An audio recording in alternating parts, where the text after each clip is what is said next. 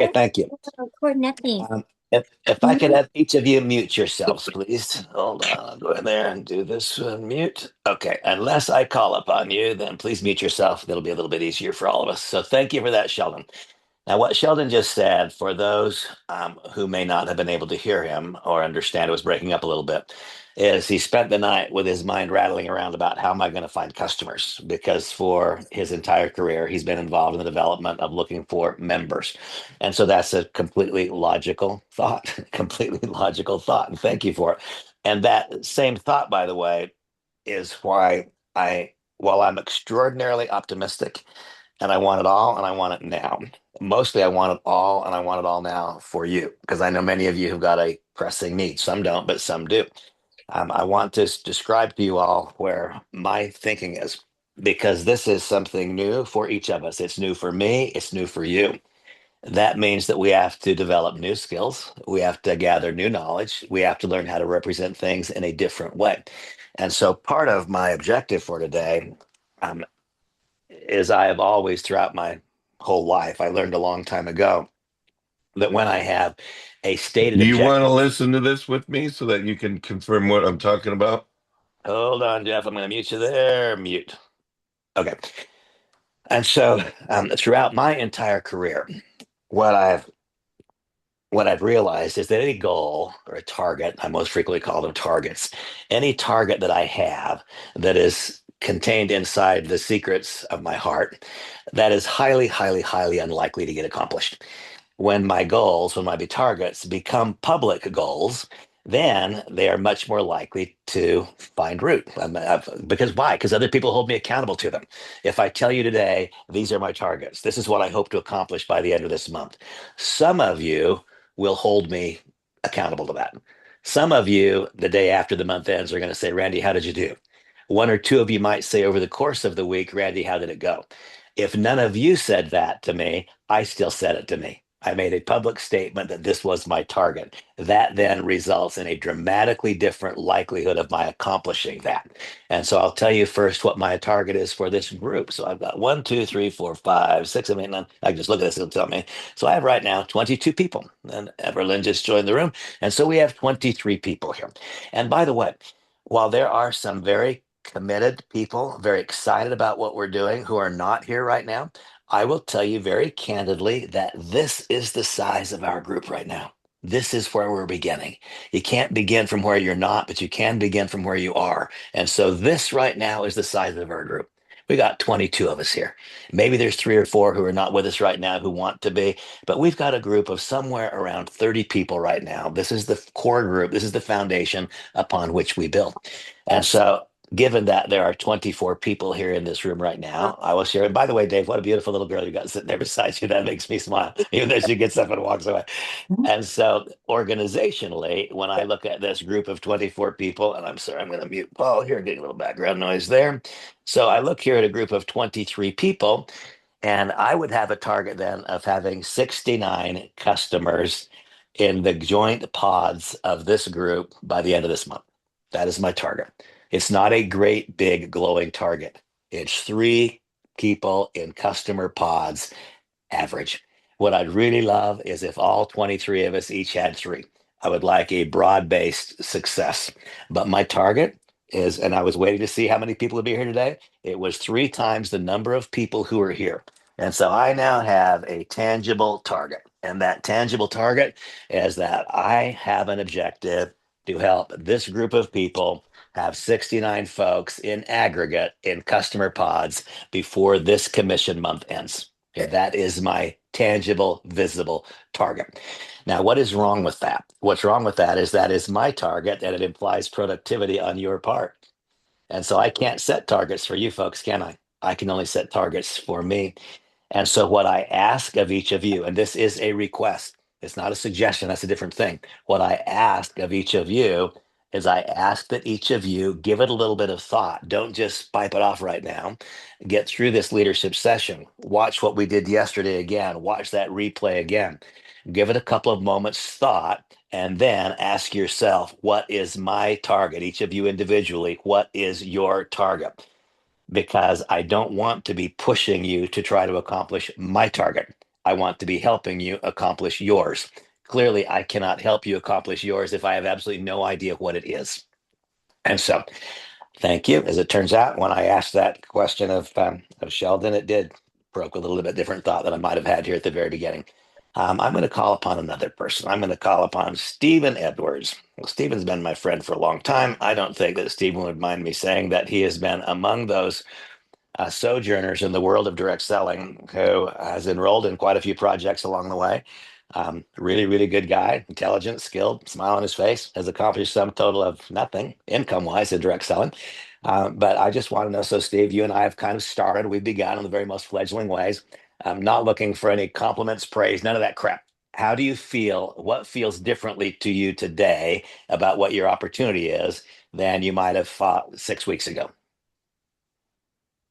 Um, the thing that comes immediately to mind when you ask me that question is that I have been listening to you speak for the last couple of years now about a proven and predictable pattern of activity will create an outcome, and that following through on actually doing something will create the outcome, but not doing something will not.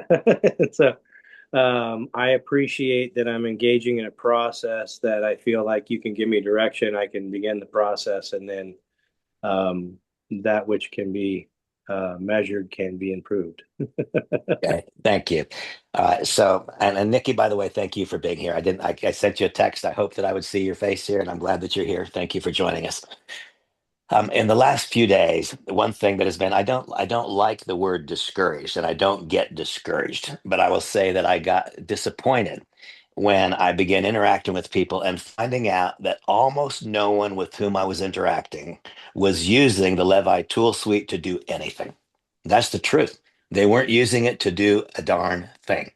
And if you're not using that tool suite to do a darn thing, then what does that mean? Well, then, Paul, that means that for the last 6 months, you've spent $100 per month with no possible positive outcome as a result.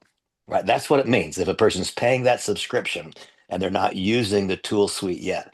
And this is the truth. I have talked with way more people in the last week as I've begun making individual calls, trying to not just doing what I call shaking the tree, just posting a post out there and seeing who's responding to it, making individual phone calls and then spending time in the back offices of people.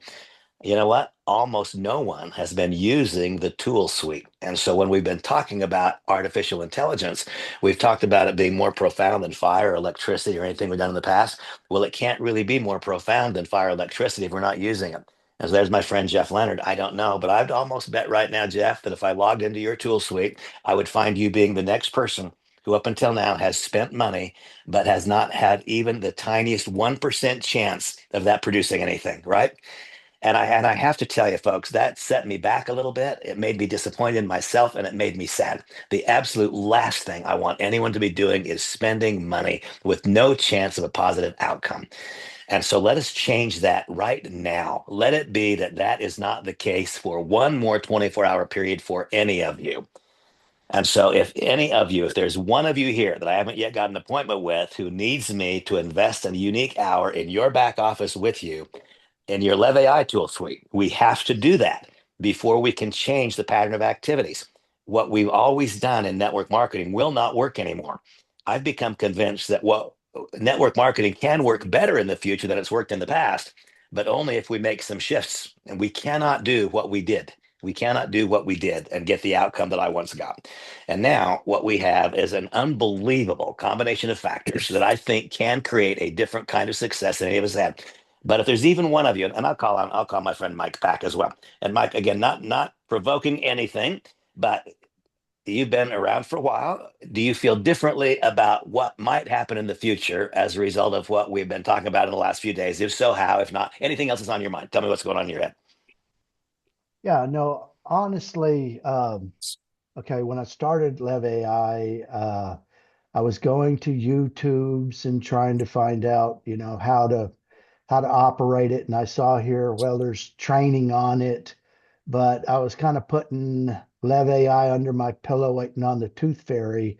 Hey, give me some instructions. Let's have an instruction to where we could get on a meeting like this and say, okay, Lev AI sort of like a Teams meeting. Uh, just like what you did on the telephone call.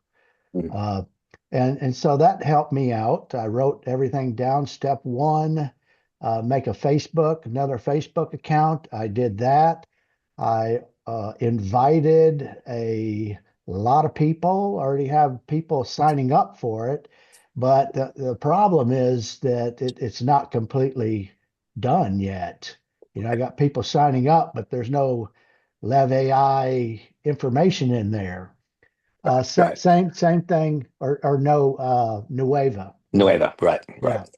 Yeah. Okay. And so, as far as the Lev AI, I'm just going down your list here, and I am going in teaching my AI myself Yeah. and trying to go step by step in what you said. Uh, I haven't completed everything as fast as I wanted to because it does take a little bit of time to think about. But Right. no, I'm like 100 times more excited now than I was before, just waiting on something to happen. Right. So, Okay. and So, I folks, thank you very much. thank you. So,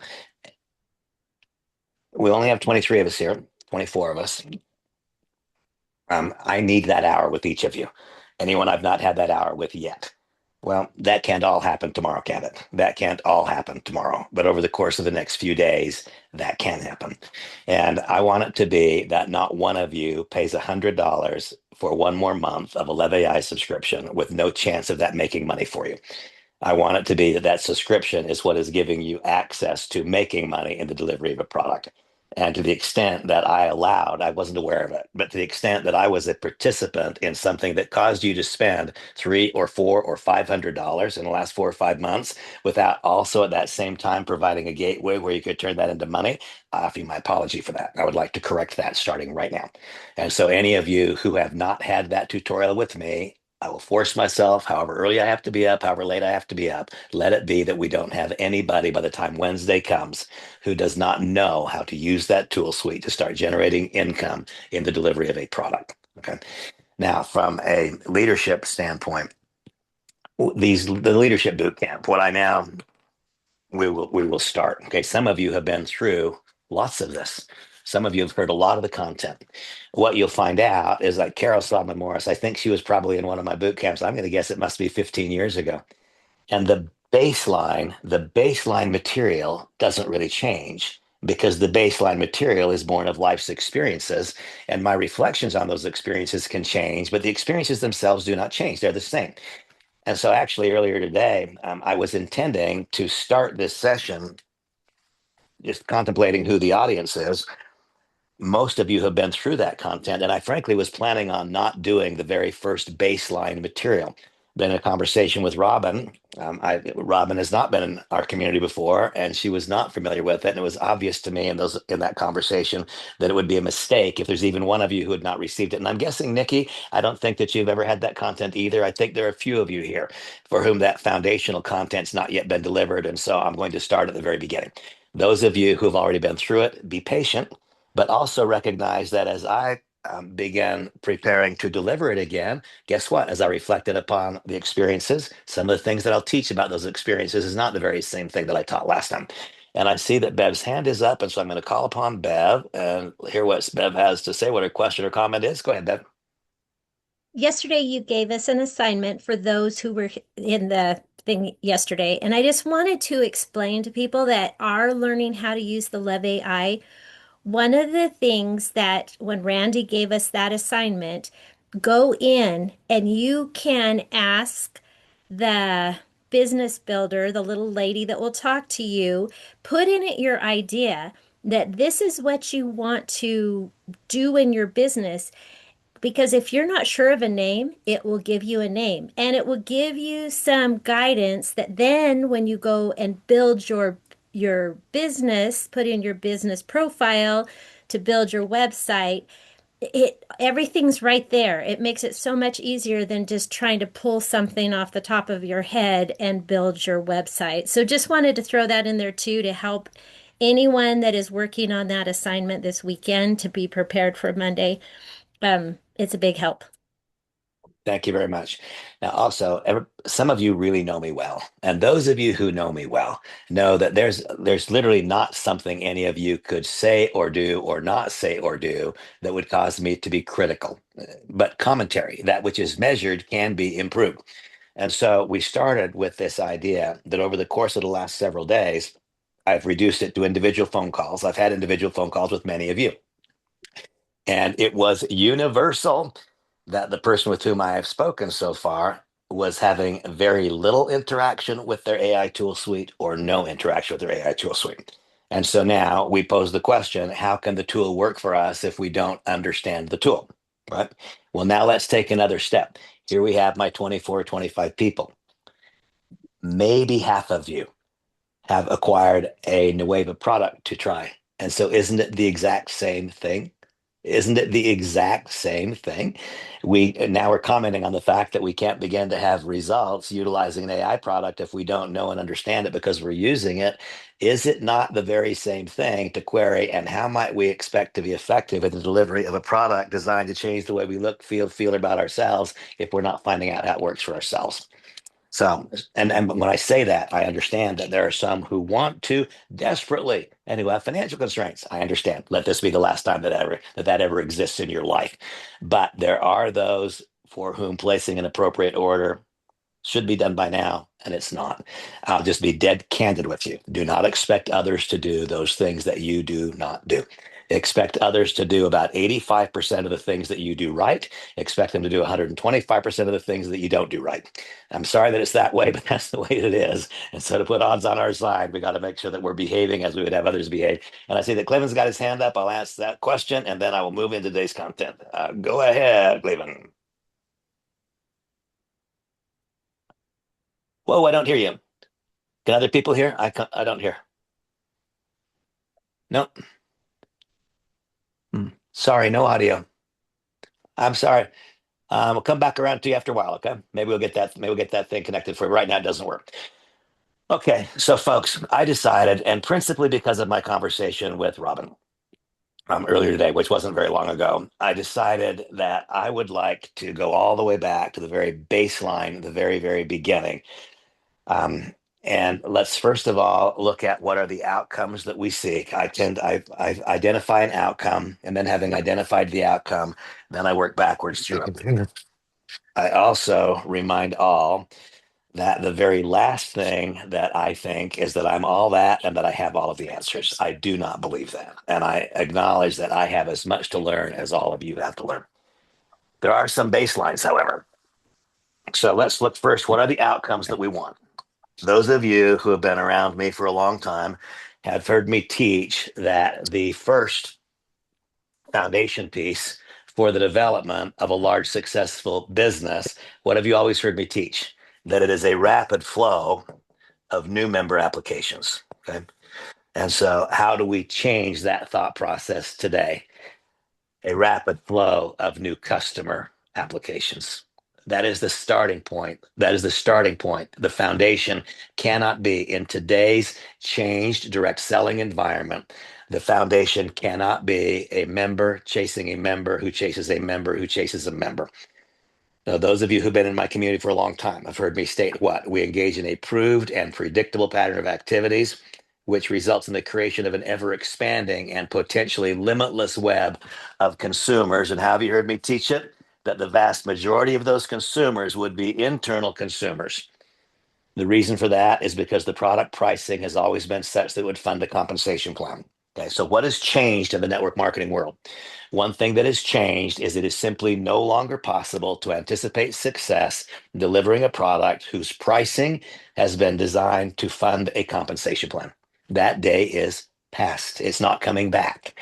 And so if the product the company offers can be acquired elsewhere for less money, I mean, it can be a penny or two, but if the product can be acquired elsewhere for less money, then it will never meet this requirement because now I think the entire industry will be required to become customer centric moving forward. I believe 5 years from now, virtually everybody in the whole industry will be customer centric and they're going to be required to do whatever they have to do with their compensation plan.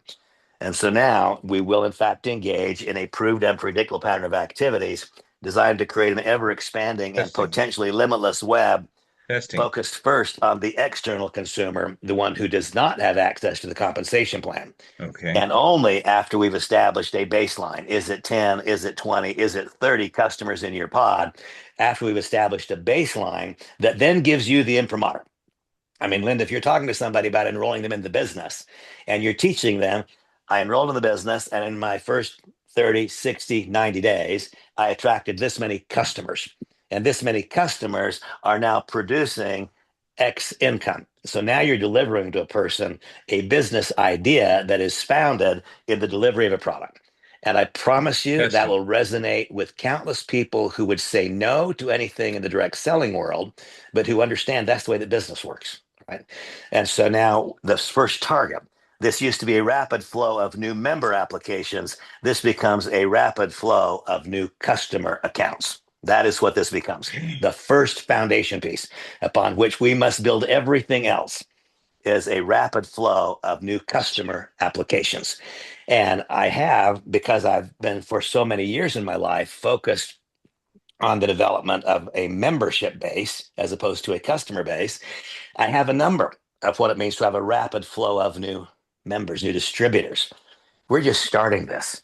I'm finding out what is a rapid flow. I don't know yet. Check with me next month. And that's why I started with a proposed number. Let's find out. I started with a proposed number. And that proposed number, just me setting an arbitrary target. Let's each have 3 customers in our pod at the end of the month. Okay, 3 customers in our pod at the end of the month means that you are a bronze. And so my target for each of you is that when the new month comes out and we begin and the recognitions come, I want 24 out of 24 people on this session right now to be among those who are bronze. And bronze simply means that you have 3 customers and we have $300 in customer volume. The average customer purchase in this company wide is $278 when a person places, That and too. that's not month end volume. That is average purchase. Whenever a person places an order, the average order in this company is $278. And so the truth is that if you have 3 customers who place the average order, then you would not just be a bronze. You would be a silver. You'd be part of the way home to being a gold. But it's also true in this company. I mean, I'm a numbers guy, I'm a fact, and I'm a figure guy. Every subsequent order is bigger than the last one. Now that's a really, really compelling statement to make about the product offering and what people are experiencing. Every second order, almost every one, is bigger than the first order by quite a bit. And then so far, but I've got 6 months worth of numbers. The company's willing to share with me numbers. And so the second order on average is almost 50% bigger than the first order. And so, Dave, look back at your entire business. Your entire business, the first order has been the big one because people bought an enrollment pack. And the second order they bought was their auto ship. And so it went from 500 or 1,000 or 2,000 down to 110. That's what always happened in your career and mine, in the whole network marketing experience. And so when I looked at this, wait a minute, the first order is not 600 or 700, 1,000 average. It's not. There are plenty who do that, but that's not the first order. But the second order is predicated upon what? Upon their satisfaction with the first. It's not predicated on the compensation plan. The second order is placed on their satisfaction with the first. And the second order in this company averages just about exactly 50% more than the first order. And then it continues to inch up until the average monthly consumption is just about $300. That's extreme. That's really, really big. That's a very, very, very large number. But what we now want to do is engage in a pattern of activities which results in a rapid flow of new customer applications. My target for this little group of people, it's grown by a couple, is that we each have 3. And now just think about this for a second. This is a brand new, tiny little business. Dave, again, I'm looking at my friend Dave Mark. You've been at this for a long, long time. Imagine starting a new business, and here we have 25 people in this session. What if these 25 people all bought into the idea that I've just described?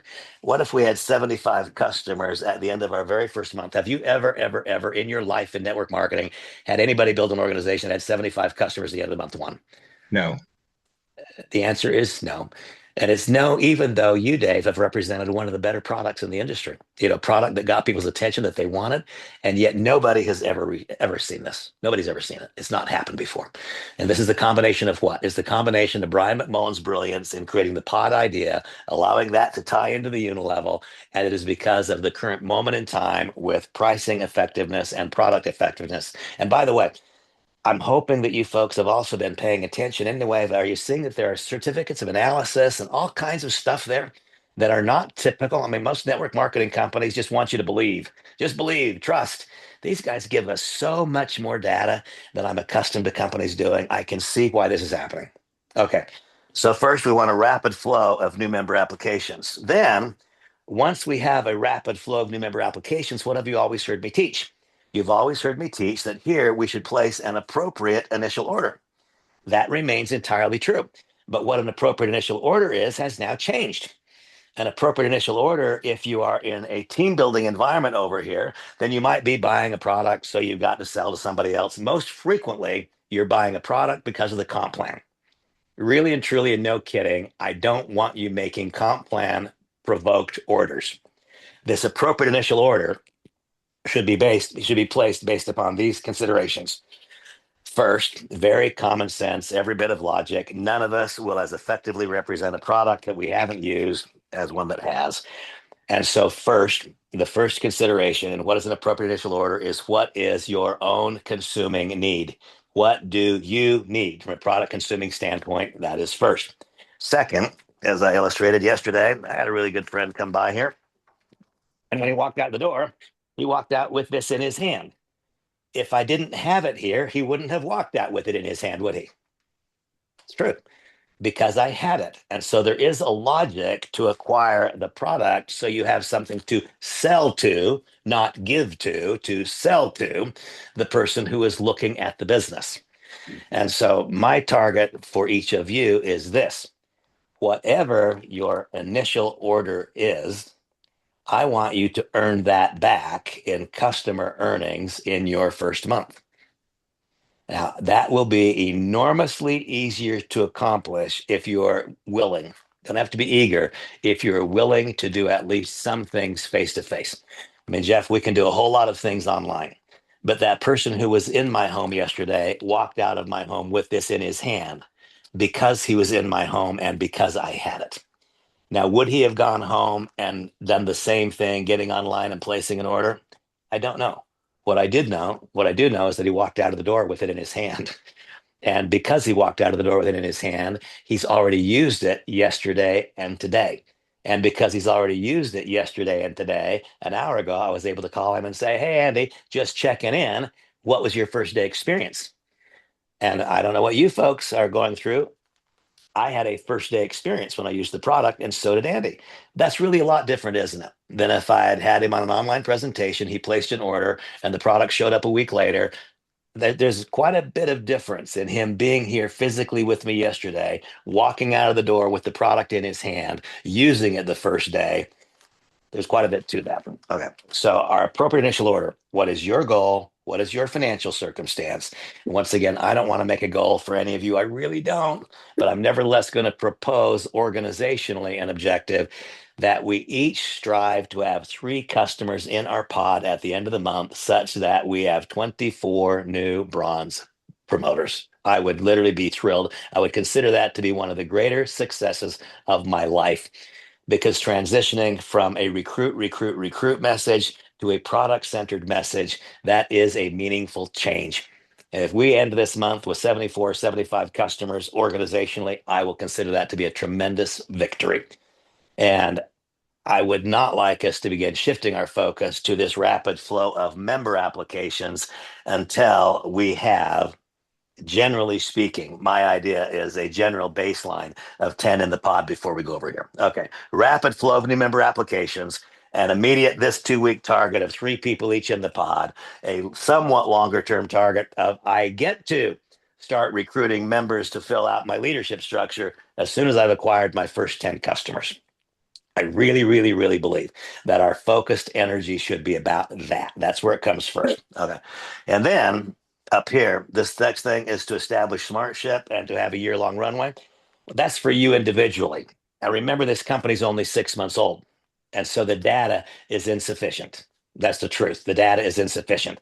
I can't tell the stickiness of the customer base SmartShip in a company that's only 6 months old. I don't know it. What I can tell you is that up until now, it's really, really, really good, but it's not reliable because it's just too young. It's too early. And so this idea, establishing a SmartShip, remember that has to do with the team builder. That doesn't have to do with the customer. And so we don't really engage ourselves in establishing a 12-month runway. That 12-month runway was designed to do what? To give a person enough time to develop the knowledge and the skills to make money in the comp plan.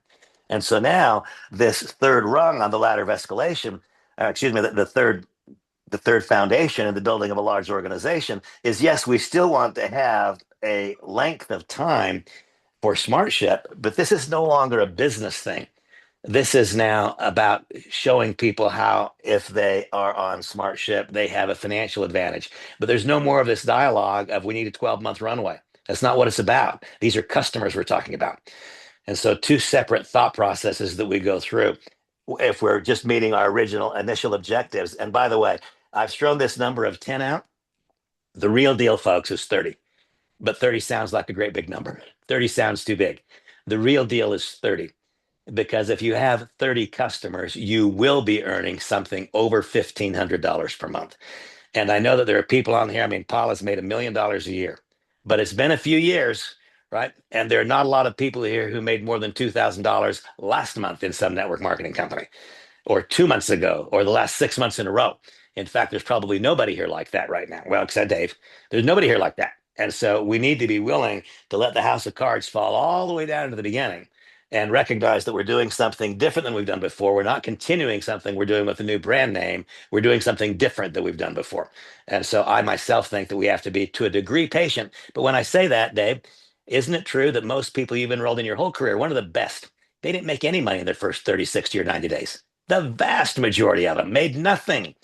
They were still net invested. They hadn't earned a nickel. What we're doing is, it might sound like slower, 3 customers, 10 customers. No, this is faster, not slower, because people are making 15 or 20 or 25 or 30 or 40% instead of 5 or 7%. And they didn't have to graduate at any level in the compensation plan to get that money.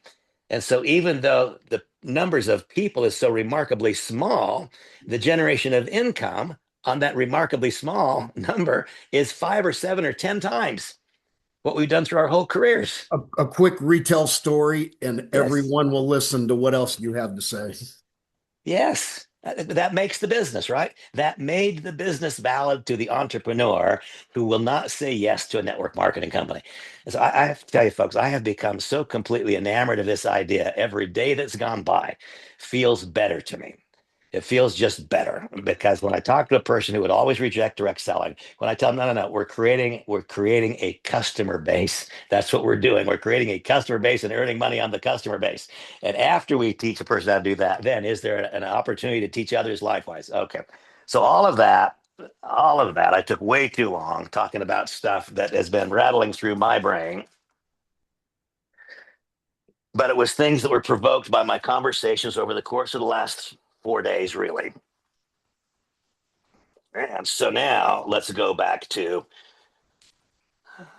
I put there the 3 foundation pieces for the development of a large, successful organization. And they are, again, what? It is to have a rapid flow of new customer accounts. That is the first foundation piece, because that is the principal activity on which everything else rests in this company. Remember, 80% of total company volume right now is being done in customer pods. That's what's working. That's what's causing this company to be growing when every other company in the direct selling industry we know about is going down. There is virtually no compensation plan based buying. The buying is all based upon the product itself. And so, what I want us to do is to learn from what this company did in advance of our arrival. Then I want us to be better than the company has been up until now, because what they've been doing is building the customer pod, but there really is a separation. There are people building customer pods and people building a business. I want us to build a customer pod so that we can then illustrate the correctness of the business, teaching others to likewise build customer pods. And what that will do is leverage far more dramatically what's happening on the customer pod than what's happening so far. But we can take a concept that's working and we can make the concept much, much, much better. Okay, now let's switch gears entirely. Like my friend Rick Walsh is joining us here. So Can you now hear we me, switch Randy? gears. Can I hear you? Yes. Who's talking? That's Cleveland. Okay, good. Cool, cool. I'll come back to you in a bit. Thanks. I'll Okay. continue my thought process, but now I'm glad I'm able to hear you now. Okay. And so now I'm going to shift gears, and this commentary, this part is for I don't think, Sheldon, I don't think you've been a part of one of my leadership boot camps. And so probably this is not new content, but you've not heard me deliver it. I mean, there's not really any new content, is there? Because basic knowledge is always out there. It's about finding someone who has the knowledge that you can relate to. It's kind of what I've experienced. Hey, Rick, good to see you. Man, you missed some really important stuff. By now, you've been making a fortune. I'm really, I'm glad to see you. And so, um, I consider there to be three foundation pieces for the development of a leader. And a leader, John C. Maxwell said that everything rises and falls on leadership. I believe that. There's so much. Um, a leader is a powerful word. I think a leader is a precious and a scarce asset. I think there are very few of them to go around. And I'll meet people frequently and I say, Randy, these are my leaders. And I say, well, you have got a major problem. If that's your leaders, I think a leader is a very, very, very rare thing. And I'll describe, in fact, I think that a leader is worth $50 million in annual revenue in a business. A real leader is worth $50 million. Well, where does that come from? New Skin does 2 billion and they've got 400 leaders. That's where the number comes from. It's because that's the number of people who qualify at the top of the compensation plan. And so every leader is worth $50 million. And in my life experience, that's likewise been true. A true leader is worth a lot. And so that's a very rare commodity. So we all fall into some station, some subset of what does it mean to be a leader. What I focus on here are the three foundation pieces for the creation of a leader. And these are the three foundation pieces. And so now I think of the people who are here that I've not had interaction with before. So, Nikki, I've not talked with you about this. And Ryland, I doubt if you've had this commentary. And Sheldon, I think that you have not. And Linda, I think probably you have not. The three foundation pieces are number one, it is to know and understand what drives us, what drives me, what drives you. Why do I do what I do the way that I do it? Why do I not do other things that would seem so obvious to other people? What drives you? And having determined what drives you, then the next question is, and is what's driving me leading me to make good decisions or bad decisions? And perhaps should I find something else so that I make different decisions and choices? And so I'll tell you quickly what was the driving factor in my life for the first quite a few years of it, and how and why that had to change, and what it has changed to. And so here is what drives me. We could, if all of you shared with me the experience of alcoholism, then you would learn the story of a guy named Bill Wilson, who was the author of this book, the principal author. And what he said, not in the book actually, but Carol, I've got a couple of friends here who share recovery with me. If you go into the archives of AA and go back and read the early writings of Bill Wilson and listen to his recordings that are not here, one of the things that he says is, I'm a number one guy. I'm a number one guy. The first person in the United States to build a workable boomerang. He's 13 years old and he made a workable boomerang, and he's still listed in the Guinness Book of World Records for having done that. He's a number one guy. But if you read into it, why was he number one?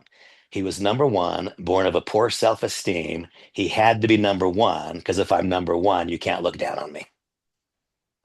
Folks, that's me. I've always had to be number one, so you can't look down on me. So why would that be an issue for me? Because I was raised in an alcoholic home with an alcoholic father who never got sober, and it was a complete chaotic mess. It is because I was abused physically, I was abused in horrible ways sexually, and it just resulted in an incredibly horrible, bad self-esteem. And so when I went to school in third grade and I saw the kids that were cool wearing Converse sneakers, if you'd asked me, what do you want, Randy? Well, I'd have told you, Cleveland, what do you need? Well, I'd have said, I want Converse sneakers. But it wasn't really Converse sneakers that I wanted. What I wanted to do was fit in. I wanted to be like the others. That's what I wanted. And a few days later, I came home from school. I went home. I said, Mom, I want Converse sneakers. She said, well, Randy, we can't afford those. And a few days later, I came home and I said, well, I want Levi's jeans. And my dad and and by the way, I'm grateful for him today. It's all happily resolved in my past. But I said, Dad, I want Levi's jeans. That's what the cool kids wear. And he said, well, Randy, it's not a problem for you. You're not one of the cool kids. And so, that's what it was for me. And so my desire to have was so that I would perceive myself as good as. Well, in hindsight, that doesn't lead me to make good choices. And that's a complete misunderstanding of the way that life is and the way that God is. I mean, that's not the way that things really are. And so, what was driving me was to be perceived by you to be as good as you are. And by the way, I could take that another step so you understand exactly the depths of it. Um, the home that I was raised in was on the outskirts of town, and being on the outskirts of town, outside of town, it was not connected to the sewer system. And because it was not connected to the sewer system, our family had a septic tank. And the farmer right behind our property flood irrigated his fields. And every spring and summer, when he would flood irrigate the fields, the water table would go up, the septic tank would fill up and it would overflow. And the groundwater would overflow into our basement. And so we would have in the basement every year, there would be 12 to 16 inches of literally electrically charged sewage on the floor. Why electrically charged? Because the raw sewage that would come into the home through the higher water level, up through, literally coming up through the floor, would be higher on the walls than the light socket. And so my dad would come home a little bit drunk, slap me around a little bit, and kick me down the stairs. And I would land in 16 inches of electrically charged sewage. That's the way that it was. And I would take my clothes off and leave them on the steps. I would jump 5 steps, zap, zap, zap, zap, zap, 5 shocks to get to my bed. And then in the morning, I would jump back through that electrically charged sewage, put my clothes back on around the steps, and go to school knowing that I smelled like sewage, not thinking that I did, knowing that I did. And that then put in me this unbelievably intense drive to be number one. You can't say something bad about Randy. He's number one. That was the way that I perceived him.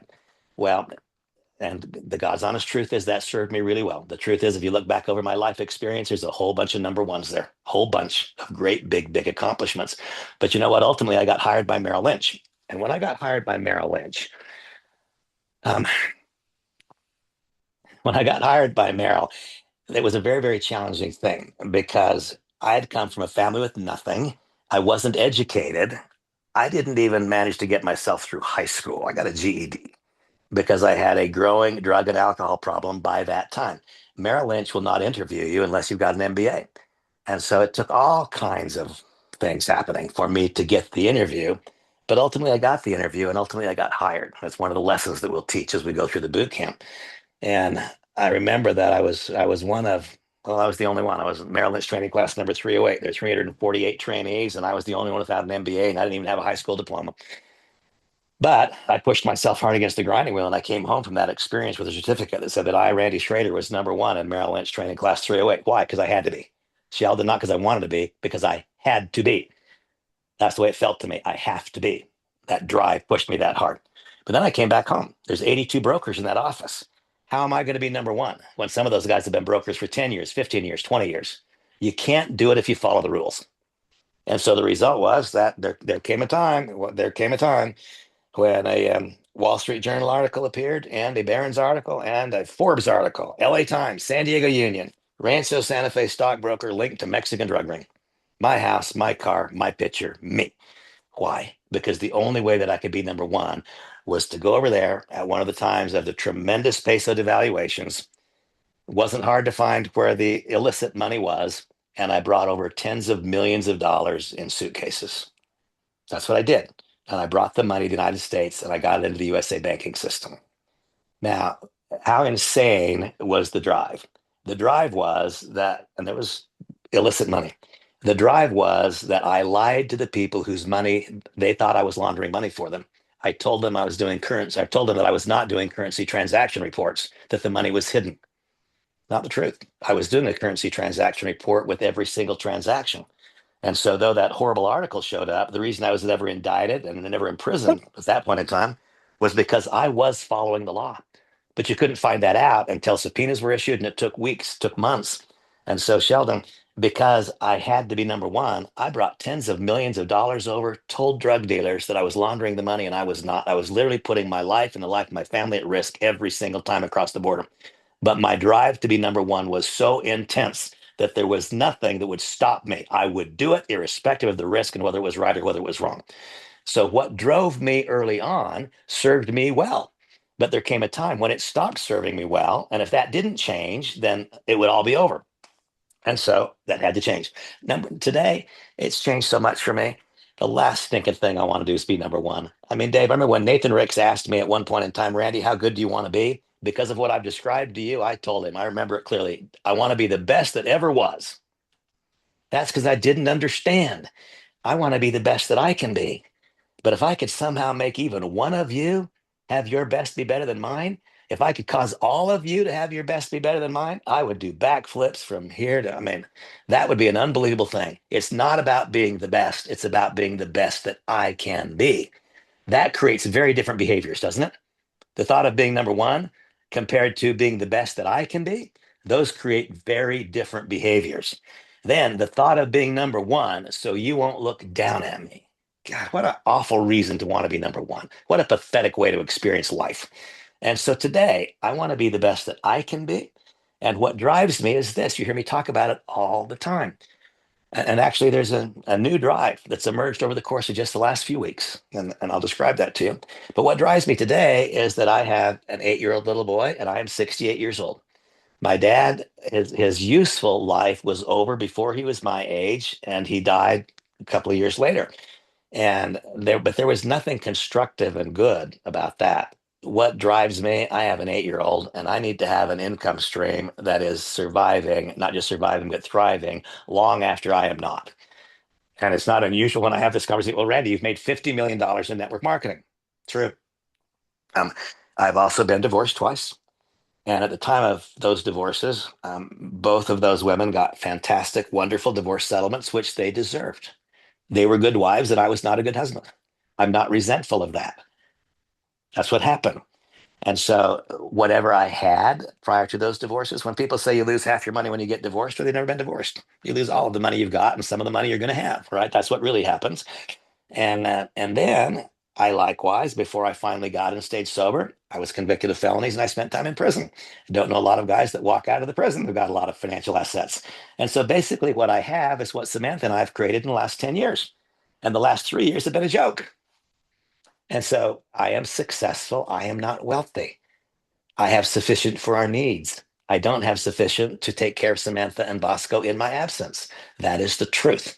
So, what drives me today is to create a cash flow for them in my absence. What drives me today is to be the best that I can be, certainly not to be number one.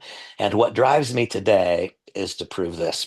This is a new drive, by the way, and it's now as big as any of them. It's not more important than the others, but it's as big. I have worked as hard as anyone I know to become the best version of myself today. I have. I don't know anyone who works at that harder than I do. I am so invested in being a better version of myself today than I was yesterday. And if anyone would follow me around for a month, they would see that evidenced in my daily behaviors. So I am today at just about every way. I am at the best in my life. And yet my results today are not close to my best. I am driven to prove that I can have my best results living life the way that I live it today versus having my best results living life in ways that I would not find the tiniest bit attractive in another person. I am driven to do that. I'm going to prove to me, not to anybody else, but I'm going to prove to me that I can live the way that I live today and have my greatest financial outcomes. I've got my best outcomes in a variety of ways in my life right now. My relationship with my wife, with my kids, I've got the best outcome in a variety of ways. I want to have the best outcome financially as well. I've worked hard. And so I'm going to continue pushing myself. But you see, that doesn't make me make a single bad choice or decision, does it? There's nothing about that. I only behave right when I'm thinking of those things. And so the first foundation piece for the development of any leader is to know and understand what drives you, to determine if what's driving you is leading you to make right decisions or incorrect decisions, and then be willing to find another drive that replaces anyone that is insufficient, either insufficient in terms of its urgency and magnitude, requiring you to go to work, or insufficient in terms of if there's anything that is driving you that would cause you to make any sacrifice of a moral or ethical issue, then that means that drive must be replaced, or it will not lead to more happiness, irrespective of what the financial outcome is from the drive. First foundation piece, know what drives you. And when I ask most people, they can't tell me at that second what it is. And then there's kind of a bailout, especially among women. And they'll say, well, it's my children. Got to dive a little bit deeper than that. What is it about your children? What is it? I mean, what drives you really and truly, no kidding? Why do you do what you do, or why don't you do that which you know you should or must to succeed? And until and unless that's been clearly identified, tremendous positive outcomes are few and far between. That is the first foundation piece in the development of a leader. The second foundation piece, if I know what drives me, then the second foundation piece is to know and understand what are my limiting factors. And the way that I've always described this discloses too much until I teach the lesson. And when I say teach the lesson, I don't even like hearing me say that, because that supposes that I know something that you don't know. And I'm not going to suppose that. So that's when I remind myself. I remind myself of these things. And as I remind myself of these things, if they happen to find their way home for you too, then that's so much the better. So many years ago, I referenced that I didn't even manage to get myself through college or high school, but I was a good high school golfer. I mean, I was good. In fact, from Idaho, I was one of the best. And I didn't understand that being a good high school golfer in Idaho is not at all the same as being a good high school golfer in Southern California or in Florida, where the sun shines all the time. I mean, I was completely lost when I found out exactly what my capabilities were. But I had a Division I scholarship to play golf, even though I didn't get through high school. And I played for one season. And after one season, my scores weren't bad, but my grades were zero. Um, that in fact happened. But when when I when I realized that what I was doing, the drive that I had down here, was not going to result in me having the outcomes that I wanted. I didn't realize that for a long time. That took me years, took years to quantify that. But always in my mind, this one thought always stuck with me. I went to a few college classes. One of them was Economics 101. And in Economics 101, the professor, he posed a question. He was referencing John Kennedy's 1960 stump speech. And in John Kennedy's 1960 stump speech, he was talking about the economy, and he was making an argument. He said, a rising tide lifts all the boats. You'll hear that frequently. A rising tide lifts all the boats. And his argument was that if the economy gets better for some, that the economy gets better for everybody. Well, I don't know. But that's what he said. So now let me ask you this question. Was he right or was he wrong? So here, Sheldon, I know that my artwork is exceptional. And so you can look at this and you can tell that what I have here is the water line and the boats, right? Very obvious.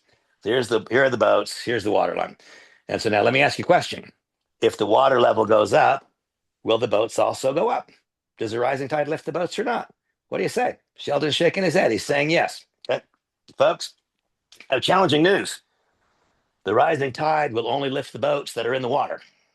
And our boats, collectively, all of us right here, right now, our boat's not in the water. Our boat's not in the water. If you want your boat to be in the water, I don't know the number yet. It's 10, it's 15, it's 20. There is some number of customers in our pod that is required for our boat to be in the water. And until we get that number of customers in the pod, then we will not participate with the company's growth. The company could get bigger and leave us behind. That's what's making it grow. And so if we don't do that which is making it grow, then no, the company can get bigger next month and your business, my business, our business can stay the exact same size. Isn't that right? But the fact that the company gets bigger does not mean that by definition we will. So a rising tide does not lift all the boats. It only lifts the boats that are in the water. And so down here, if you can just imagine a truck, and I know that my artwork is awful, I can't even do it. So I'll just call this a truck. And the truck, I've got a winch up to the boat. And every time I engage in a revenue producing activity, that winches my boat down a little closer to the water. And so what are the revenue producing activities? Well, the first one is whenever I add a candidate to my candidate list, whether it be, and by the way, in the very earliest beginning, I fully intend for any of you who are willing and have a big enough desire, I fully intend to show you, teach you, and for us together to learn how to build a never-ending candidate list utilizing artificial intelligence. I will tell you all that that does not happen in a day or a week or even a month. That's about a 3-month long process. And so we are still going to need to populate our initial candidate list as though AI didn't exist. Because I cannot, I mean, Steve Bastrom, I wish that I could have you 100 validated candidates tomorrow because of what we've started doing. That's not what's going to happen. It's going to be a process. And so, still, there is a revenue producing activity of adding someone to our candidate list. The difference now is that what we add to our candidate list first is the person who can populate a customer pod. And there are a whole lot more possibilities of those out there than there are people who would like to get involved in our business. That's the truth. And so the first revenue producing activity, I add somebody to my candidate list, and that was me winching them down a little bit closer to the water. I then invite them utilizing a properly constructed script. And in our case, we'll be doing that with AI video and otherwise. That's the second revenue producing activity. I invite them with a properly constructed script. I invite them to do what? I invite them to participate in an individual discussion about the product or to participate in a social selling setting. Every time I do those activities, that is what winches my boat down closer to the water. Once I have populated this pod with a minimum, and each one of us are going to get to choose our own minimum. I'm suggesting that it be 10 or more. Once we have 10 customers in our pod, then we've been adding to the revenue producing activities, utilizing a properly constructed script to let a tool talk to introduce a person to the business of teaching other people how to create pods. That's where this has changed. Dave, the business is no longer a business of recruiting somebody and teaching them how to recruit somebody. The business is recruiting somebody and teaching them how to build a customer pod. And it's illogical to me to think that we can recruit someone and teach them how to build a customer pod if we have not first built our own customer pod, right?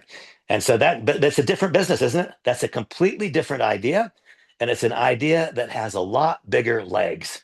I mean, there's a reason that 95% of people have said no to network marketing. It's because what have they said? Who's going to sell this stuff? Well, nobody. We're all just going to use it. The market said no. The market said no to that. But the market is to me saying yes to this revised way of thinking. Okay, so now no more trick questions.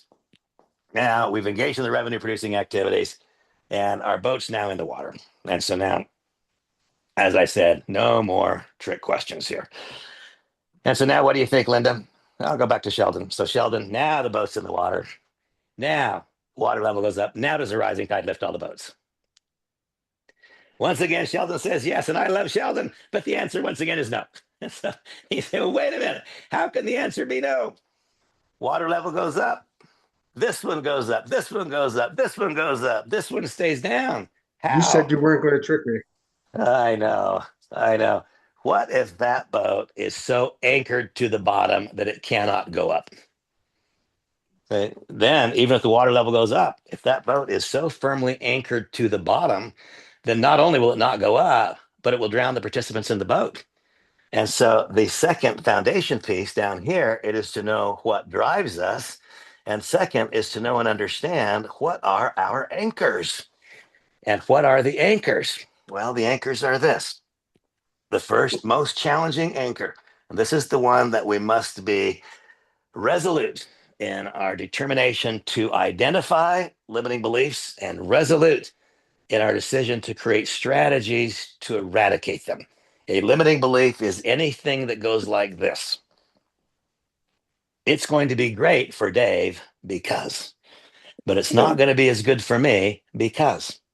It's harder for me because I'm too old. It's harder for me because I'm too young.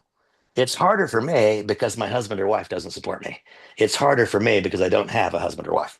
It's harder for me because I've never done something like this before. It's harder for me because I've always been involved in network marketing and I build teams, not customers. On and on and on we go. It's harder for me because those are all universally, those are all limiting beliefs. Those are not limiting realities.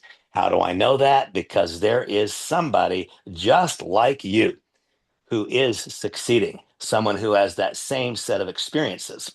Here's the challenge. Any limiting belief left unattended will automatically almost immediately metastasize like a cancer cell into something that is worse. You say, well, what would be worse than a limiting belief? I can't because. And so I'm stuck in this I can't because I don't act. What would be worse than that?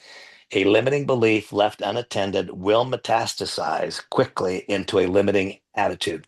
Why is that worse? Because a limiting belief is a private affair. Only I know the crap that's rattling around in my brain. But a limiting attitude is no longer, oh, this will never work for me, because a limiting attitude now imposes it upon other people.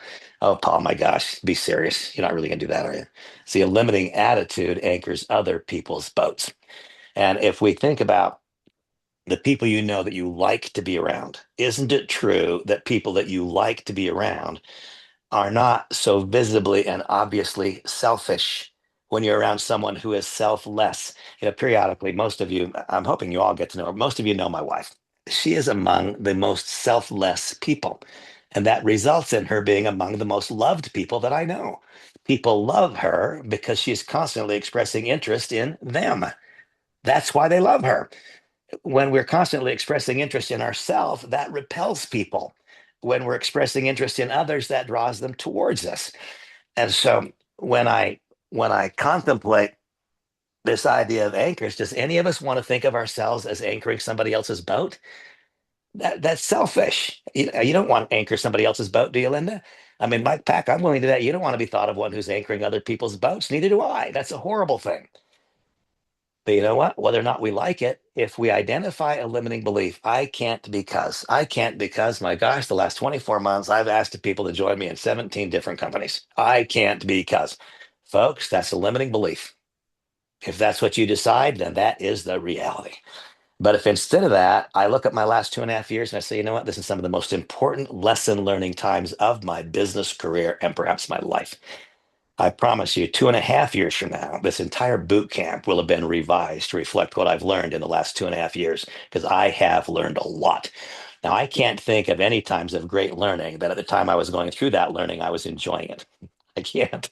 When I've gone through periods of great learning, it has always been challenging, it's been difficult, and it's never been fun. Not ever. But the outcomes behind it have been very, very fun. And so, if I identify a limiting belief, I can't because. If I fail to take action immediately upon recognition of that fact, then that limiting belief will metastasize into limiting attitude. The most selfish thing I can do, because limiting attitude will anchor other people's boats. And so, having become aware of the limiting attitude, then I have a responsibility to do something about it. And that is where comes in, you'll all hear me, BBC. So you'll see me not infrequently. I wear I wear a black T-shirt, and that black T-shirt has letters across the front. I think sometimes people must think that I wear the same shirt day after day. I've got about 20 of the exact same shirt, and it says DDDDBC. That stands for Daily Disciplines Done Daily Build Character. I was advised at a point in my life a few years back that I was basically a walking character flaw. And that as long as I kept being a walking character defect, that I would repel other people. But if in fact I was able to somehow identify and neutralize those character flaws, that I would become a more attractive person. And I don't mean attractive in male physical things, that's what I mean.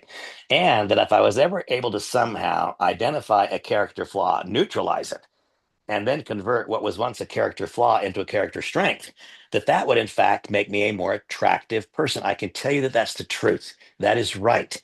This business is a forever difficult business if you have to chase people. When I've taught for so many years, I've learned to live my life in such a way that my candidate list is coming towards me all the time. Simply, another way that I could state that is I've become willing over the course of my life to listen. If Dave tells me, you know what, Randy, you're a little bit arrogant. Well, there was a time in my life when I'd have said, well, screw you, Dave. But then the time came when I said, wait a minute, Dave can see something in me that I can't see in myself. I need to listen. And having heard what Dave said, then, okay, well, maybe that was a one off. Who else do I know and trust and respect? Carol, I have a friend that I really respect who told me he's seeing arrogance in me. Can you validate that? See, but if that's what if other people can see things in me that I can't see in myself, then I need to set aside the pride and the ego, and I need to hear it, because I can't fix something that I'm denying. right? I can't correct something that I'm refusing to acknowledge really exists. And so when I finally became willing a number of years ago to, when somebody points out an area of weakness in me, to not immediately push back, but to instead take a deep breath and say, okay, he or she can see something I can't see. I need to hear this. I need to learn it. And if I can validate that by asking another person or two that I respect about the truthfulness thereof, then I have a chance to behave differently. And I can see my friend Shawana has raised her hand. Let me get out of here and I'm going to click on this. Shawana, talk to me. Thank you so much, Randy. I wanted to add to that because I believe, and I stand to be corrected if that's not a twofold. Someone being able to point out, flaws and characters in one is one thing. But sometimes we have a hard time believing the positives as well. So when somebody can see things in you as well that you can't see in yourself, if someone doesn't believe that, then maybe they should. So I just thought just to mention that can be a twofold as far as believing something about yourself that you don't know, right? So, period. Let's go, Randy. You're absolutely correct. Thank you. Thank you. Very Thank well. you for that. Okay. So if I become aware of a character issue, an anchor, I become aware of an anchor, then I realize that if I don't act upon that limiting belief, that is going to metastasize into a limiting attitude. And so I have this t-shirt, DDDDBC, daily disciplines done daily build character. And there's not room on the shirt to say it. If my character is being built, I will be more happy more of the time. That is the truth. And if I'm more happy more of the time, then the laws of the universe will conspire on my behalf. People gravitate towards happy people. If you want to grow a candidate list, just be a little bit happier with whatever's going on in your life. I mean, it's not that complicated. People are drawn towards those that are a little bit happier, and they fall away from those who are not. If I don't act upon it, then that character flaw will metastasize again. Remember that if, or that anchor. If I have a negative attitude, that will anchor somebody else's boat as well. But if I don't act immediately to negate that problem, then that limiting attitude will metastasize further into limiting behaviors, where I'm actually being disruptive to somebody else's business endeavors. We see it constantly. We see it all the time. You're trying to succeed. You're doing, and you're growing. You're doing everything you can, and you make a social media post, and somebody comes behind it and makes fun of it, or somebody comes behind it and makes an adverse statement. I mean, it goes on constantly. And so when I see that, I say, "Oh my gosh, this poor person." They have a limiting belief, which is metastasized into a limiting attitude, is metastasized further into this limiting behavior. Give them a little bit of grace, Randy. Block them from Facebook so they can't comment negatively again. My simple thought is this: if I sit down next to Dave and Dave spills coffee on me, then I'm going to say, "Hey, gosh, Dave, sorry you spilled your coffee," and help him clean it up. If I sit down by him the next day and he spills coffee on me, I say, "Gosh, Dave, be a little careful with your coffee." If he spills it the third day, I'm just going to sit somewhere else, right? And so that's what I do. And if somebody makes a post that I think is not kind, okay, I point it out. I point it out again. If it's still there, all right, they got to do some work on themselves before I want to be a part of that. But understand this: if we do not acknowledge the area of limiting belief, it will become a limiting attitude. It will become a limiting behavior. And we are not going to accomplish anything greater than we already have. In fact, our greatest accomplishments probably will not be equaled again if we don't do those things. Okay. So, how do we do this? Daily disciplines done daily build character. I'm very careful with this. See how much time I've tied you guys up for here. I'm really, really careful with this because I would never impose my disciplines on somebody else. I suggest you have your disciplines. When I tell you what mine are, I'm not saying these are the best disciplines or these are what your disciplines should be. I'm teaching you what my disciplines are, which result in me being more happy more of the time and thereby able to attract people, not have to chase people. And so the first discipline has to do with my spiritual well being. Notice I said spiritual, I did not say religious.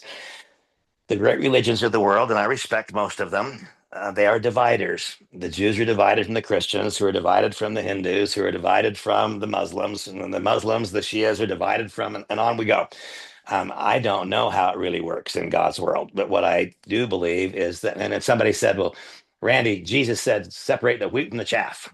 Yeah, but I'm not Jesus. I'm not going to do that. What I'm going to do instead is let God sort it out at sometime later in the day.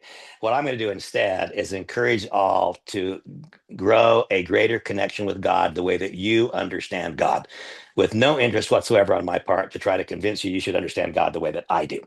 So I have daily disciplines that have to do with my spiritual well-being. And I know I've kept you here a long time. This is important, so I'm going to cover this anyway. I have bookends on my days, every day, not some days, every day, that have to do with my spiritual wellness. Those bookends are the first part of the day is the part of the day that is for me. It's not for other people. That's the part of the day that is for me.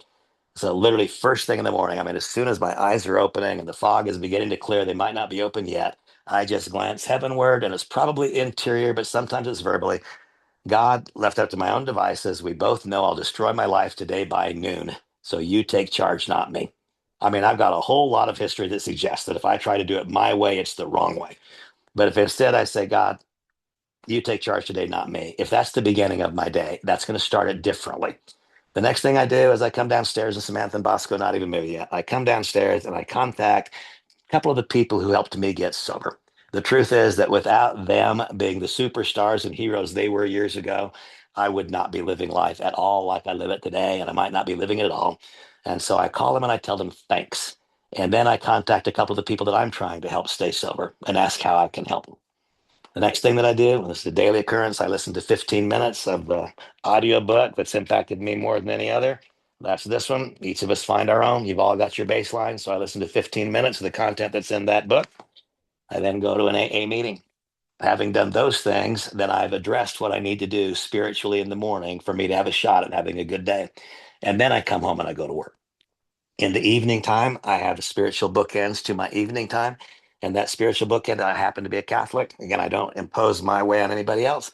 But in the evening time, my little boy and I, Bosco, and sometimes Samantha joins us, but this is a Randy Bosco thing. We pray the rosary at night. That's what we do. I mean, if Bosco was sitting here beside me right now, he's 8 years old, and he can tell you what the joyful, the luminous, the glorious mysteries are. He can tell you all about those various experiences. And it's one that I get very personally involved in the lives of people that I do business with.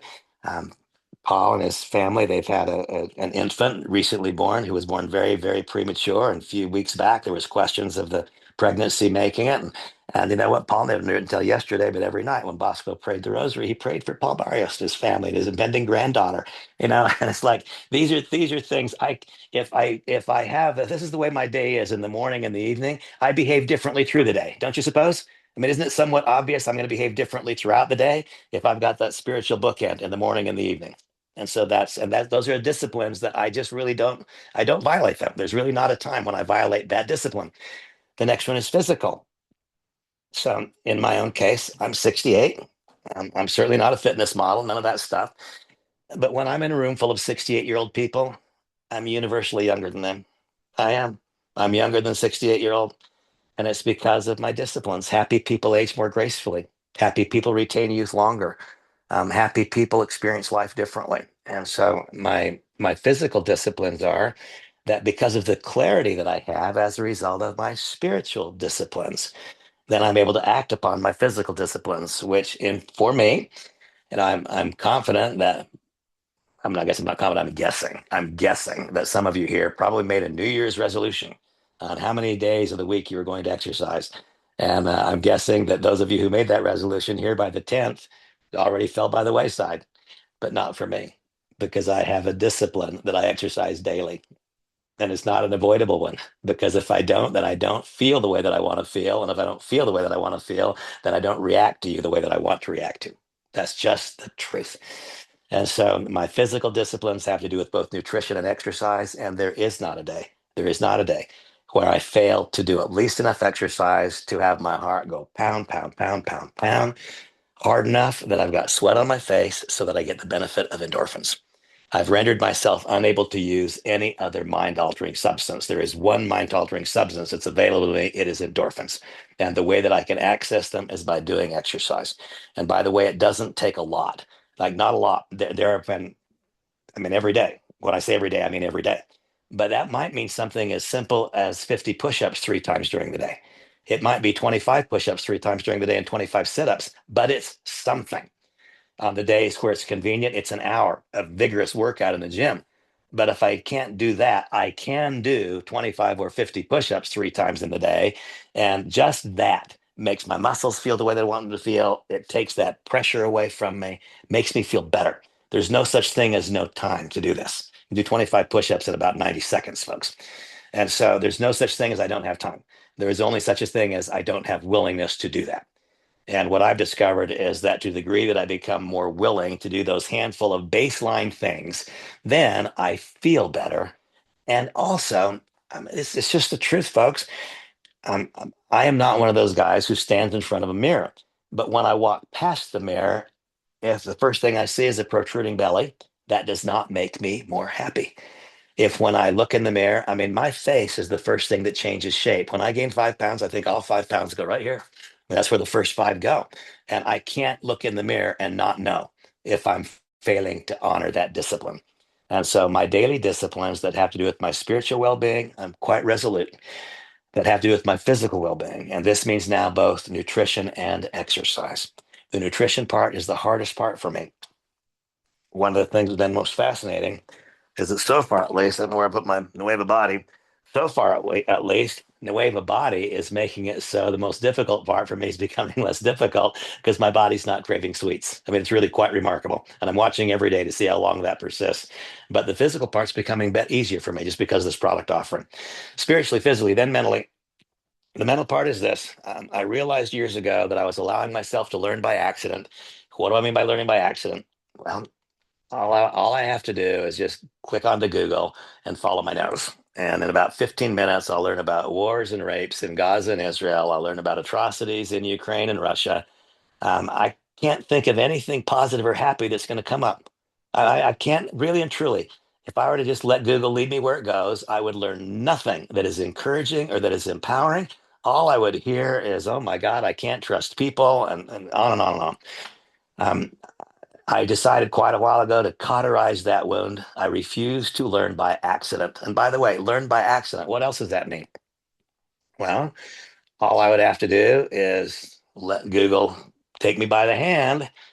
And you know what? About an hour from now, I'd be stuck in some porno site. I mean, I help a lot of people. I help a lot of people who are early in recovery. And the guys that I work with are men. I don't sponsor women, I sponsor men. And I'll tell you the percentage of fractured marriages because of porno on one side of the couple or the other. I know that some couples, it's part of their routine, and that's good. That's not what I'm talking about. I'm talking about when a guy becomes emotionally detached from his wife or his partner because of porno, that winds up being a horrible negative. But you know what? If you just follow your nose where it leads you, you will be in a porno site within 15 minutes from now. And there's a pretty good chance that that will produce an outcome that you don't want in your marriage if you have one. That's what I experienced, and I see it on a daily basis. And so I decided some long time ago that I refuse to learn by accident, and I require of myself to learn on purpose. If I'm no longer willing to learn by accident, then what that means is that there is a vacuum. Nature abhors a vacuum. If I'm not going to learn by accident, I'm going to block it off. And by the way, if you're in our home, there's no televisions. And the television sets that are here are so that I can play one of my business functions. There's no such thing as this TV being on, people sitting around watching it because I don't like the outcome that it creates. So we've replaced the unwanted media flow and I've replaced it with things that I want to learn, that Samantha wants to learn, that Bosco wants to learn, and different ways to learn them. And so I choose to learn on purpose. And I'll tell you this really quickly also.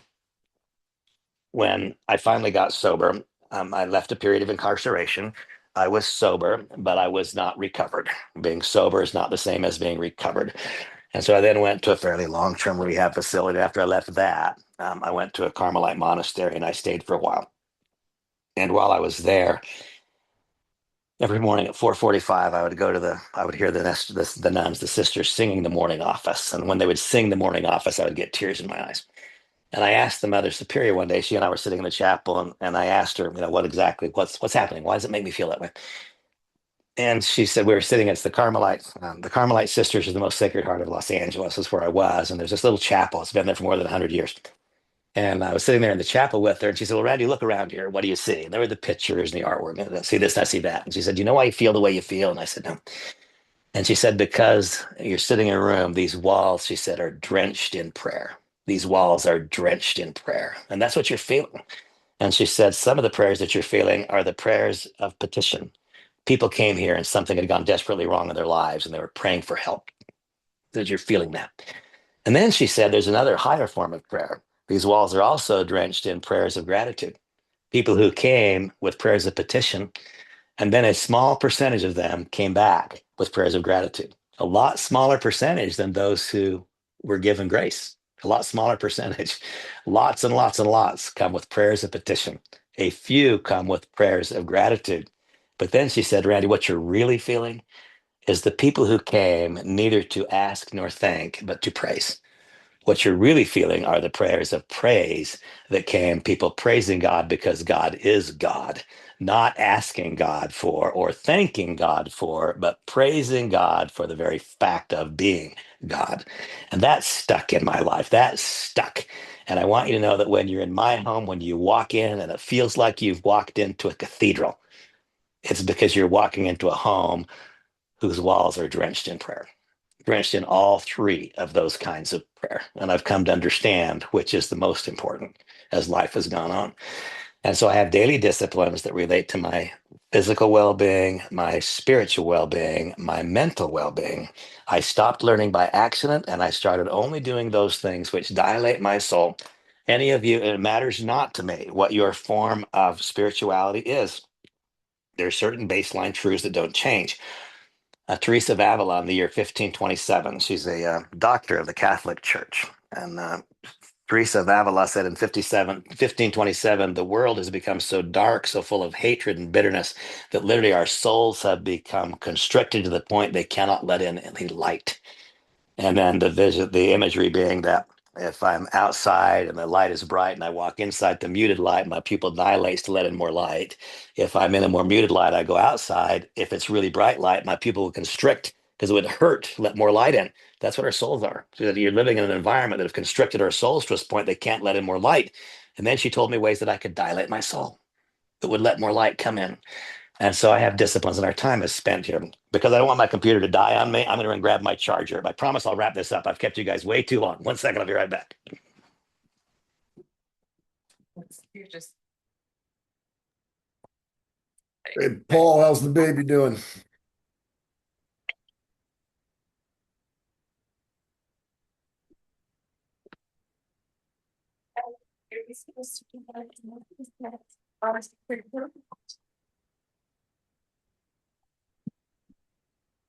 Hey, Paul, can you hear me? I was about to say, I don't think he did. Paul Barrios, Okay, Mr. folks, I'm going Always bringing up photos. That's what he's doing. Here, make some Hold noise. up, So, I'm going to Paul. answer. I'm going to answer for him. The baby's doing great. Wasn't even supposed to come home until the end of January. Yay to Came the home. Yay. baby! Yes. I mean, it's a cause of the greatest celebration. I mean, all the things that happen out there that are bad. There's lots of good things that happen too. We just hear so much more about the bad ones. I'm sorry that human nature is that way, but that's the truth. Okay. And so I've learned of various ways, and I'll teach them as we go through these sessions of various ways that I've learned how to dilate my soul. So it lets in light. And when it lets in more light, then I react differently in all situations. Then I have patience. Then I'm less selfish. Then I can be aware of other people's experiences. In the absence of that, I'm aware only of my own. Spiritually, physically, mentally, and emotionally. The emotional one is simply this. Some of you know me really well. Some of you, we're just getting to know one another. Um, the truth is that even if you've only known me for a few minutes, you already know that I'm fast. I'm not slow, man. I mean, the ping pong ball in my head, it is on a stinking racetrack, and trying to get it to just stop be very, very hard. And I vision it like this: I am hardwired to vibrate at a very, very, very high pitch, and I've got to find some way to break that connection. If I don't break the connection, the ping pong ball will just go back and forth in my brain, and when that's happening, then when you and I are having a conversation, here I'm teaching, it's not a conversation. But if the ping pong ball is going back and forth in my brain, when I'm, quote, having a conversation with you, all I'm doing is waiting for my turn to speak. I can't wait for this guy to stop talking so I can say what's on my mind. That's the way that it is, unless I have the discipline to break that connection. And so 4 times a day, alarm goes off, and for the next 7 minutes, I'm going to get quiet and silent. And if I have to end a phone call to do it, I'm going to do that. And if I have to stop a Zoom to do it, I'm going to do it. And if I have to say, excuse me, I'll be back in 7 minutes, then I'm going to do it. Because otherwise, it's a waste of time. Otherwise, I'm not hearing what you're saying to me anyway. And if I am hearing it, I don't care. I mean, that's the reality. But if I can find a way to break that connection, then I can hear you. And if I can keep it broken for enough time, then I can not only hear you, but I can care what you said. And for me, it winds up that it takes 7 minutes to get my head to that space. And so I do that 4 times a day. So my daily disciplines are spiritual in nature, physical in nature, mental in nature, and emotional in nature. What I've discovered is that if I act upon those daily disciplines, spiritual, physical, mental, and emotional, that then is what makes me eligible for financial wellness. It's really, really hard to have financial wellness if I'm acting on decisions that I make if I'm not spiritually, physically, mentally, and emotionally well. The two contraindicate one another. They don't go together, for me at least. And so what I've discovered is that if I'm spiritually fit and trying to get better, physically fit within the context of my gene pool, I'm not a bodybuilder, all that stuff, physically fit within the context of my gene pool, my circumstance in life, mentally aware of the need to be mentally aware. It's so easy to just simply let that go. Mentally aware of the need to be mentally aware of what other people are experiencing, not just what I'm experiencing. Takes disciplines for me to do that. And then emotionally, so the ping pong ball stops. Now, if those things happen, that then makes me able to make the decisions which result in financial wellness. And this next part of the commentary is a part that people like the least. If I'm spiritually, physically, mentally, and emotionally well, that makes it possible for me to be financially well. And that in combination is what makes it possible to have relationship strength. You say, wait a minute, Randy, are you telling me you've got to have money to have a good marriage? Well, in America, maybe so.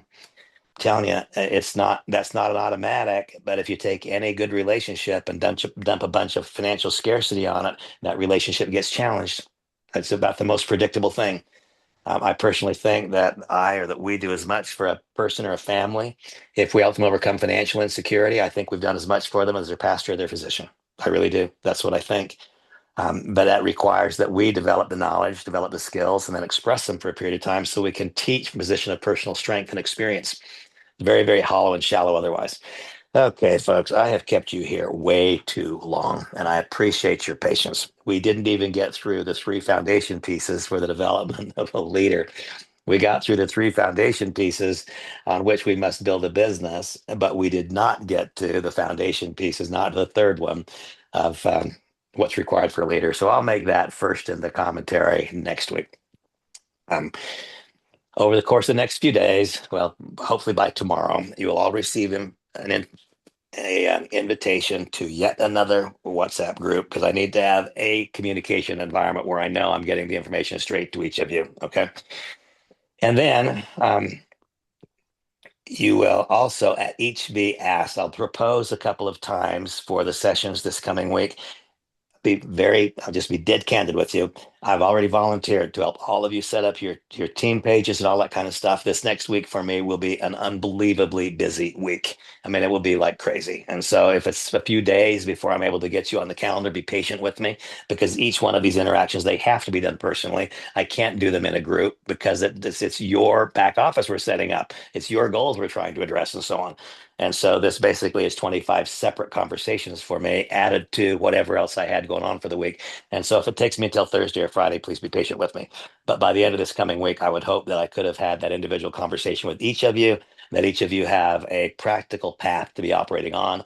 I've already made appointments with a few of you for tomorrow and the next day. Those will, of course, be honored and kept. Folks, I have rambled on absolutely uncontrollably. Cleveland, only because we've been here for so very long. Do me a favor and send me a text with the question. I will answer it sometime I later on did. I already tonight. sent it to you already.